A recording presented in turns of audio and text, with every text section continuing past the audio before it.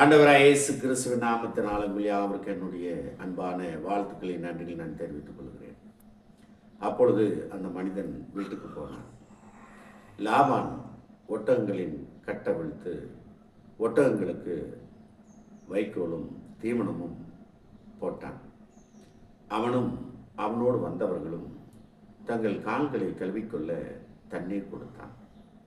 பின்பு அவனுக்கு முன்பதாக போஜனம் வைக்கப்பட்டது.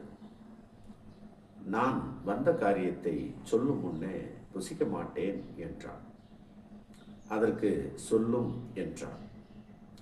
அப்பொழுது அவன், நான் ஆபிரகாமின் வேலைக்காரன் என்று சொல்லி தன்னை அறிமுகப்படுத்துகிறான்.